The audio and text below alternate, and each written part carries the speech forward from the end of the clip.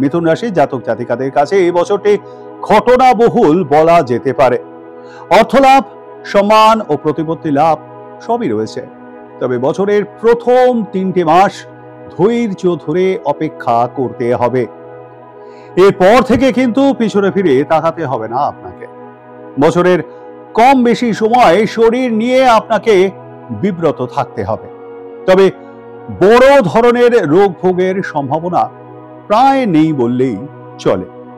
মাঝে মধ্যে নার্ভের সমস্যা যেমন দেখা দিতে পারে, তেমনি দেখা দিতে পারে বাতজ বেদনা। যারা সর্দি কাশিতে বছর ভোর ভোগেন তারাও কম বেশি কষ্ট পাবেন, তবে এগুলো খুব সাময়িক। হাঁপানি রোগীর জন্য বর্ষাকাল এবং শীতকালটা একটু সাবধানে থাকতে হবে। প্রয়োজনে ডাক্তারের পরামর্শ নিতে পারেন। পরামর্শ মতো নিয়মিত ওষুধ খেয়ে যান। চিন্তার কোনো কারণ খুব একটা নেই। শরীরের সমস্যা ছাড়া টাকা পয়সা সংক্রান্ত কোনো সমস্যা অবশ্য এবছর আপনার নেই। জমি বাড়ি ফ্ল্যাট সংক্রান্ত বেচা কেনার সঙ্গে যারা জড়িত রয়েছেন তাদের আয় ভালোই হবে। অংশীদারি কারবারে আইনের সমস্যা দেখা দিতে পারে। প্রয়োজনে আদালত পর্যন্ত জল গড়াবার সম্ভাবনা রয়েছে। অর্থক্ষতি হওয়াও অসম্ভব নয়। শিক্ষক, অধ্যাপক, গবেষকদের কাছে বছরটি শুভ। ইমারতি ব্যবসায়, শখের দ্রব্যের ব্যবসায়, পশু পক্ষী ব্যবসায়ীদের কাছেও বছরটি অনুকূল বলা যেতে পারে। চাকরিজীবীদের কাছেও বছরটি ঘটনাবহুল।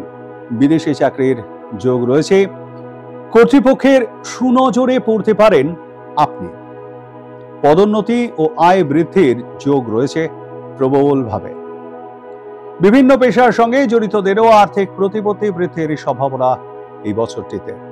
তবে প্রতারণার ফাঁদে জড়িয়ে পড়ার থেকে সাবধানে থাকবেন। সতর্কভাবে চলাফেরা করুন।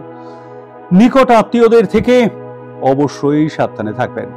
আপনাকে ঠকাতে পারে খুব কাছের আত্মীয় স্বজনরা। যদিও ভাই বোনেদের সঙ্গে সদ্ভাব বজায় থাকবে এই বছরটিতে।